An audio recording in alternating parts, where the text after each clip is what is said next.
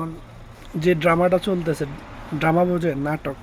এখন যে নাটকটা চলতেছে, হাসপাতালে হাসপাতালে ঘুরতেছে, ফটো সেশন করতেছে, ভিডিও কনফারেন্স করতেছে, সাংবাদিক ডেকে, পাঁচাটা গোলাম সাংবাদিক কিছু আছে মিডিয়া, সময় টিভি, ৭১ টিভি, আর টিভি, অন্যান্য পত্রিকা যেগুলো সরকারের অনুগত, তাদেরকে ডেকে একটা ড্রামা করতেছে। আমি ছাত্রদের উপরে অনুশোচনা করতেছি। ছাত্ররা মরে গেছে, তাদেরকে সুচিকিৎসা আমি দেব, যারা বেঁচে আছে তাদেরকে সুচিকিৎসা দেব, যারা মরে গেছে তাদের জন্য আমি অর্থের সহায়তা করব। এগুলো নাটক ভাই, বিশ্বাস করেন, এগুলো নাটক, এগুলো ড্রামা। হচ্ছে খুনি শেখ হাসিনা, হচ্ছে খুনি শেখ হাসিনা। তার পতন যদি না হয়, বাংলাদেশ কঠিন অন্ধকারে চলে যাবে।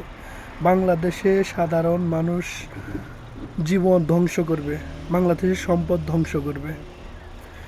ভারতের র এজেন্ট বাংলাদেশের প্রত্যেকটা সেক্টরে বিরাজমান বর্তমানে। কোথায় গোপন সমালোচনা হচ্ছে সরকারের বিরুদ্ধে, কোথায় ষড়যন্ত্র হচ্ছে, সরকার বিরোধী চিন্তাভাবনা কোন মানুষগুলো করতেছে, তাদেরকে খুঁজে খুঁজে ফায়ার করতেছে। এটা এখন ধ্রুব সত্য বাংলাদেশে। ভাই সবাই সচেতন হন, সচেতন হন, সচেতন হন।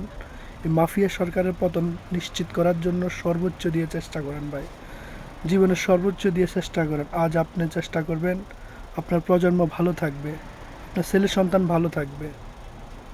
সে হচ্ছে খুনি, সে বাংলাদেশে আসছে সে প্রতিশোধ নেওয়ার জন্য, আর কোনো কিছু না। তার দ্বারা বাংলাদেশের মানুষের কোনো উন্নতি হবে না।